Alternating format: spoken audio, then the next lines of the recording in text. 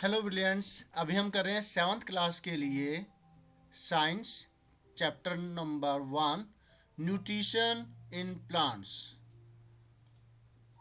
ये इसका एक पार्ट, इस चैप्टर का एक हिस्सा हमने कर लिया था और अब हम इसका आगे का पार्ट वो करेंगे। हमने क्या किया था इस चैप्टर के अंदर वो देखिए।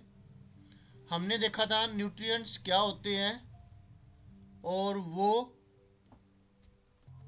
हमें कहाँ से प्राप्त होते हैं, पौधों से। और पौधे हैं वो कहलाते हैं ऑटोट्रोप्स और उनमें जो न्यूट्रिशन होता है ऑटोट्रोपिक मोड ऑफ न्यूट्रिशन होता है। इनकी डेफिनेशंस, हेटरोट्रोप्स की डेफिनेशन ये हमने देखा था, समझा था। फिर ये अपना खाना कैसे बनाते हैं, फोटोसिंथेसिस क्या होती है वो हमने देखा सेल्स के बारे में। सेल्स क्या होती है, उसके अंदर न्यूक्लियस होता है, वो क्या होता है, साइटोप्लाज्म, ये स्ट्रक्चर अच्छे से देखा था। और अब हम करने जा रहे हैं ये वाला part, this one. Xylem phloem के बारे में भी हमने बात की थी सेकंड पार्ट के अंदर, इस चैप्टर के वीडियोज में। This one, during photosynthesis chlorophyll containing cells of leaves in the presence of sunlight use carbon dioxide and water to synthesize carbohydrates। Photosynthesis के दौरान क्या होता है, जो पत्तों में, लीव्स के अंदर जो क्लोरोफिल पाया जाता है, लीव्स की सेल्स में जो क्लोरोफिल हरे रंग का पिगमेंट होता है, वो सूरज की रोशनी के अंदर कार्बन डाइऑक्साइड का इस्तेमाल करके, पानी का इस्तेमाल करके और जो उसमें मिनरल्स होते हैं उनका इस्तेमाल करके वो कार्बोहाइड्रेट्स बनाता है, मतलब खाना बनाता है जिसके अंदर कार्बोहाइड्रेट भी होता है। तो कार्बोहाइड्रेट किस किस चीज़ से मिलके बना है, सूरज की रोशनी से, कार्बन डाइऑक्साइड से एंड वाटर से। जो सूरज की रोशनी होती है उस एनर्जी का इस्तेमाल किया जाता है वाटर के मॉलिक्यूल्स को तोड़ने के लिए, हाइड्रोजन और ऑक्सीजन के अंदर। और फिर कार्बन डाइऑक्साइड के साथ मिल करके C6H12O6 कार्बोहाइड्रेट बनाया जाता है पौधों के द्वारा। ये देख पा रहे हैं, एक छोटी सी इक्वेशन लिखी हुई है, equation of the photosynthesis. Carbon dioxide plus water, sunlight and chlorophyll की प्रेजेंस के अंदर बनेगा प्रोडक्ट कार्बोहाइड्रेट और ऑक्सीजन। तो ये दोनों तो हो गए रिएक्टेंट जो कि यूज किए जाते हैं इनकी प्रेजेंस के अंदर, और ये हो गए प्रोडक्ट जो हमें मिलते हैं जिसका यूज हम बहुतायत मात्रा में करते हैं एनर्जी को गेट करने के लिए। और ऑक्सीजन का इस्तेमाल करते हैं रेस्पिरेशन के लिए, ताकि उस जो फूड के अंदर एनर्जी स्टोर हुई हुई है सूरज की, उस रोशनी का इस्तेमाल हम कर सकते हैं। फिर इसका मतलब ये हुआ कि जो भी हम रोशनी, मतलब जो हम काम कर पा रहे हैं वो एक्चुअल में सूरज की रोशनी ही है, सनलाइट ही है, उसी एनर्जी का इस्तेमाल हम कर पा रहे हैं, करते हैं और अपना काम कर पाते हैं। यहाँ देखिए ये सेल दिखा रखी है लीफ के अंदर, section through a leaf. Leaf के अंदर एक सेक्शन दिखा रखा है जिसके अंदर ये जो डॉट डॉट नज़र आ रही है ये है क्लोरोफिल। और ये वाला हिस्सा और ये वाला हिस्सा ये गॉड सेल्स हो गई, यानी कि यहाँ पर ये वाला और ये वाला गॉड सेल्स हो गया। और जो ये वाला हिस्सा है खाली सी जगह स्पेस बनी हुई है जो ऑक्सीजन और CO2 की लेने देने में, मतलब एक्सचेंजिंग, यानी कि एंटरिंग और एग्जिटिंग, क्या कहेंगे उसे, वहाँ से एग्जिट होना, निकल जाना, वो काम करता है गेटवे का, गेट का। इसी तरह से यहाँ पर ये स्टोमेटा, राइट। तो ये पूरा स्ट्रक्चर है, ये आपको बनाना आना चाहिए अच्छे तरीके से। स्टोमेटा का डायग्राम है, इम्पोर्टेंट है, मार्क्स का आ जाता है 2 से 3 मार्क्स का। या फिर लेबलिंग भी आ सकती है, लेबलिंग तो अच्छे से आनी चाहिए आपको। अच्छा, अब ये देखिए, ये भी एक डायग्राम है जो कि इम्पोर्टेंट है, बहुत ज़्यादा इम्पोर्टेंट है, आ जाता है ये, लेबलिंग का आ जाएगा या बनाने का आ जाएगा, है ना, कि भाई आपको डायग्राम दे दिया जाएगा और आपको एरो साइन बना रखे होंगे और आपको बताने होंगे कि ये एरो साइन मतलब ये क्या चीज़ है। जैसे ये लीफ हो गया, इसमें एरो साइन दिखा रखा है, कार्बन डाइऑक्साइड गैस ले रहा है, ऑक्सीजन छोड़ रहा है, ये रूट्स हो गई, पानी इसमें से ऊपर जा रहा है ना। तो ये डायग्राम है सिस्टमैटिक डायग्राम शोइंग फोटोसिंथेसिस, जो फोटोसिंथेसिस दिखा रहा है, ये एक डायग्राम है। यहाँ सूरज दिखा रखा है और जो ये एरो साइन है ये बता रही है सूरज की एनर्जी को ये ले रहा है क्लोरोफिल की मदद से। अब during the process oxygen is released, the carbohydrates ultimately get converted into starch. The presence of starch in leaves indicates the occurrence of photosynthesis. अब इस प्रोसेस के माध्यम से जो ऑक्सीजन है वो रिलीज होती है, ऑक्सीजन छोड़ दी जाती है, और जो कार्बोहाइड्रेट होता है वो अंत में स्टार्च के रूप में कन्वर्ट हो जाता है, जैसे कि जिसका इस्तेमाल हम करते हैं फूड के रूप में। जैसे फ्रूट्स के अंदर है उसमें स्टोर हो गया और इस एनर्जी फिर हम उसको फ्रूट्स को खाते हैं, या फिर ग्रेन्स के अंदर वे जो बीज होते हैं बीजों में इकट्ठा हो गया, जैसे गेहूँ, जैसे चावल, जैसे पल्सिस, है ना, उसके अंदर। अब जो स्टार्च प्रेजेंट होता है पत्तों के अंदर वो ये बताता है कि फोटोसिंथेसिस वहाँ पर हुई है, और अगर फोटोसिंथेसिस ना हुई होती तो वहाँ पर स्टार्च भी प्रेजेंट ना होता। इसके लिए एक्टिविटी भी होती है जो आप आगे हायर क्लास में करो, इन्हीं चैप्टर के अंदर भी आती है, कि पत्ते को लपेट दिया किसी डार्क कलर की टेप से और फिर देखते हैं कि इसमें फोटोसिंथेसिस हुई या नहीं हुई, वो आप आगे पढ़ेंगे और समझेंगे। अब आगे है the starch is also a carbohydrate. Starch भी क्या है, एक कार्बोहाइड्रेट है। तो ये डेफिनेशन आ जाती है लास्ट के अंदर, कीवर्ड में कोई होगी जरूर स्टार्च के लिए। Define starch, starch is also one type of carbohydrate, it is complex food. जो हम खाते हैं, आलू खा लिया तो ये स्टार्च होता है, इसके अंदर कॉम्प्लेक्स फूड होता है। अब आगे क्वेश्चन है, भुजो जो कुछ पूछ रहा है, Boojho has observed some plants with deep red, violet और brown leaves. He wants to know whether these leaves also carry out photosynthesis.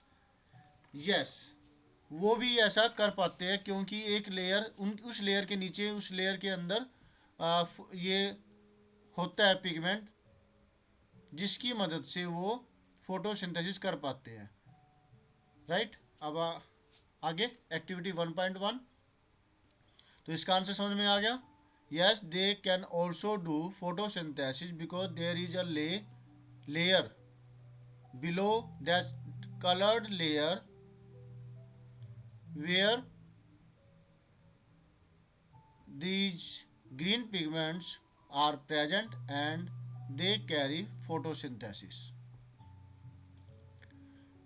Take two potted plants of same kind, activity है ये। Keep one in dark, आगे ना अभी ये कि starch present है या नहीं है, कैसे उस चीज़ को देखने के लिए। अब आपको एक जो पोट के अंदर, छोटे से गमले के अंदर पौधा रखा हुआ है, वो कोई लेना है, दो लेने हैं, एक नहीं दो, और उनको अंधेरे कमरे में रखना है, या फिर किसी काले रंग के डिब्बे में रखना है। कितने टाइम के लिए? 72 आवर्स के लिए। ठीक है, दोनों को नहीं, एक को, एक को 72 घंटे के लिए, यानी कि 3 दिनों के लिए काले डिब्बे में या फिर अंधेरे कमरे में रखना है, तो वैसे ही मुरझा जाएगा। And the other in sunlight, दूसरे को सनलाइट में रखना है। दो में से एक को अंधेरे कमरे में 3 दिनों के लिए और एक को सूरज की रोशनी में रखना है।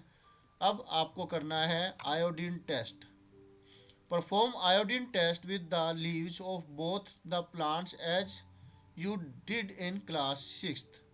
आपको आयोडीन टेस्ट करना है जो आपने क्लास 6th की अंदर किया था, आपको एक्सपेरिमेंट करवाया गया था। बुक में थ्योरी थी और आपने ये करके भी देखा होगा अपनी लेबोरेटरी के अंदर। अभी तो लॉकडाउन है तो नहीं कर पाए होंगे और नहीं कर पाएंगे। ये होता है आयोडीन टेस्ट। तो जब आयोडीन आप उस पर डालते हैं पत्तों के ऊपर तो क्या होगा, तो उसका कलर अगर ब्लू ब्लैक कलर हो जाता है, डार्क ब्लू हो जाता है, तो इसका मतलब हुआ कि उसके अंदर स्टार्च प्रेजेंट है, अदरवाइज उसमें स्टार्च प्रेजेंट नहीं होगा। रिकॉर्ड योर रिजल्ट्स, अपने रिजल्ट्स को रिकॉर्ड कर लो। Now leave the pot which was earlier kept in the dark in the sunlight for 3 to 4 days and perform the iodine test again on its leaves. Record your observation in your notebook. अब आपको क्या करना है, अभी जो दो आपने लिए थे गमले, उनमें से एक को आपने अंधेरे कमरे में रखा 3 दिनों के लिए और उस पर आयोडीन टेस्ट किया। फिर 3 दिनों के बाद तो आपको पता लगा कि उसके अंदर आयोडीन की जो एक्टिविटी है वो करने पर उसका colour blue black colour, dark blue colour नहीं हुआ क्योंकि उसमें स्टार्च प्रेजेंट ही नहीं है। अब आपको करना है उसी जो दूसरा जो आपने पोट लिया था उसके अंदर, उसमें भी आप करके देखिए, उसमें ब्लू ब्लैक कलर हो जाएगा। अब जो आपने अंधेरे कमरे में रखा था, अब उसको आपने सूरज की रोशनी में रखना है 3 to 4 डेज में। लेकिन ऐसे रखना है कि बिल्कुल ही ऐसे एकदम से एनवायरनमेंट चेंज ना कर दीजिए, नहीं तो वो तो पौधा डेड ही हो जाएगा, राइट। तो 3 to 4 डेज के अंदर फिर आप उसको दोबारा से चेक करेंगे तो पत्तों के अंदर एक तो निखार आ जाता है, एकदम से अप हो जाएंगे, मुरझाए हुए से नहीं लगेंगे क्योंकि वो अब खाना खा चुके हैं। ये बिल्कुल वैसे ही है जैसे कि आपने 2-3 दिनों तक खाना नहीं खाया हो या एक दिन व्रत किया हो तो बिल्कुल ढीले ढाले हो जाते हो और जब खाना खाते हो तो एकदम एक्टिव हो जाते हो, एनर्जी आ जाती है। तो बिल्कुल वैसे ही ये जो दूसरा अब जो आपने जो पौधा जो लिया था 3-4 दिनों के लिए जो अंधेरे कमरे में रखा था, उसे आप सूरज की रोशनी में रखोगे तो वो एकदम से स्ट्रेट हो जाएगा, एनर्जी आ जाएगी। और फिर उसके अंदर आयोडीन टेस्ट जब आप करोगे तो उसका कलर क्या होगा, आयोडीन का क्या प्रभाव पड़ेगा, उसका कलर हो जाएगा। आयोडीन टेस्ट जब करोगे उसके ऊपर आयोडीन की ड्रॉप्स डालोगे तो वो ब्लू ब्लैक कलर के अंदर कन्वर्ट हो जाएगी, डार्क ब्लू में कन्वर्ट हो जाएगी, which shows that for photosynthesis sunlight is needed. The leaves other than green, आगे ना ये वो जो भुजो ने पूछा था ऊपर, the leaves other than green also have chlorophyll, the large amount of red, brown and other pigment mask the green colour. Photosynthesis takes place in these leaves also. अब do the leaves having other than green color also perform photosynthesis? ये question बनाया हुआ है इसके ऊपर। तो yes, they also do the photosynthesis। भुजो का भी यही क्वेश्चन था क्योंकि जो पत्ते होते हैं हरे रंग के अलावा किसी और रंग के, तो ज़्यादा मात्रा का जो उसमें रेड, ब्राउन या कोई और पिगमेंट होता है वो मास्क यानी कि कवरिंग चढ़ जाती है ग्रीन कलर के ऊपर। लेकिन फोटोसिंथेसिस वहाँ पर भी आकर होती है, उस पत्तों उन पत्तों में भी होती है, जैसे ये नज़र आ रहे हैं पत्ते कुछ। Next, you often see slimy green patches in the ponds और in other stagnant water bodies. These are generally formed by the growth of organisms called algae। तो डिफाइन एल्गी है, वैसे ये डेफिनेशन तो नहीं हुई, ये तो सिर्फ हाँ दे आर कोल्ड, बिल्कुल ये डेफिनेशन हो जाएगी। इस तरीके से आप इसकी डिफाइन कर सकते हैं कि आपने जो पतली पतली सी लेयर देखी होगी हरे रंग की, धब्बे से नज़र आते हैं तालाब पानी पर या फिर किसी जगह पर खड़ा पानी होता है, यानी कि वो बह नहीं रहा, एक जगह पर इकट्ठा होया हुआ है वहाँ पर। और वहाँ पर क्या होता है, ये जो ऑर्गेनिज्म है ये पैदा हो जाते हैं हरे रंग का कलर का एक ऑर्गेनिज्म जिसे कहते हैं algae.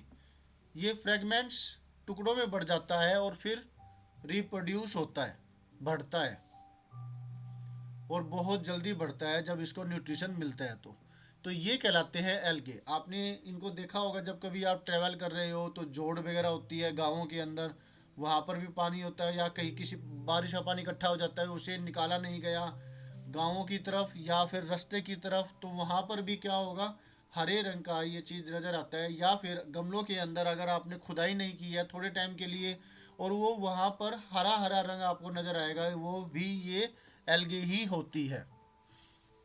Right? Can you guess why algae are green in colour? आप बता सकते हैं कि एल्गे का रंग ग्रीन कलर क्यों होता है, हरा रंग क्यों होता है? क्या वो भी खाना बना सकते हैं? हाँ, तो वो भी खाना बना सकते हैं फोटोसिंथेसिस के द्वारा। They contain chlorophyll which gives them the green colour. Algae can also prepare their own food by photosynthesis. उनके अंदर भी क्लोरोफिल होता है और ग्रीन कलर होता है उसके उनके अंदर, जिसकी वजह से वो भी फोटोसिंथेसिस कर पाते हैं और खाना बना पाते हैं। तो ये देखो, ये एल्गी है जो नज़र आ रही है आपको, कितनी गंदा सा पैचिस टाइप में है ये, है ना। ये देखो एक लेयर सी चढ़ी हुई है। ये एल्गे क्या होती हैं, ये भी ऑर्गेनिजम्स होते हैं, प्लांट्स नहीं होते, प्लांट्स कैटेगरी में नहीं होते, लेकिन ऑर्गेनिज्म में आती है। ये एक अलग से इसका एक किंगडम है, अलग है, ये टाइप की होती है, प्लांट्स में नहीं आते, लेकिन इसमें क्लोरोफिल होता है। ओके, ये देखो यहाँ पर, ऐसा तो आपने देखा ही होगा पॉन्ड्स के वाटर में। ओके स्टूडेंट्स, तो इसके बाद का वीडियो हम करेंगे आगे आने, सॉरी, इसके बाद का जो पार्ट है वो हम करेंगे आगे आने वाले वीडियो के अंदर। तो आपने देखा यहाँ पर क्या देखा अभी, इतना, हाँ इतना ही हुआ है।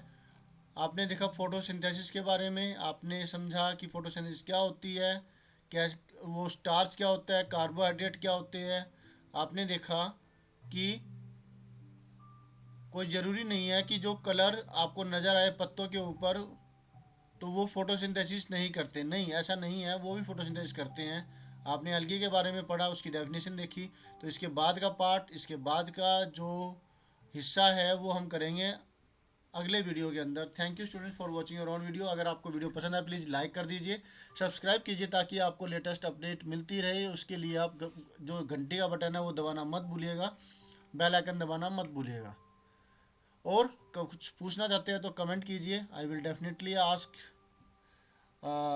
give the answer of the asked questions.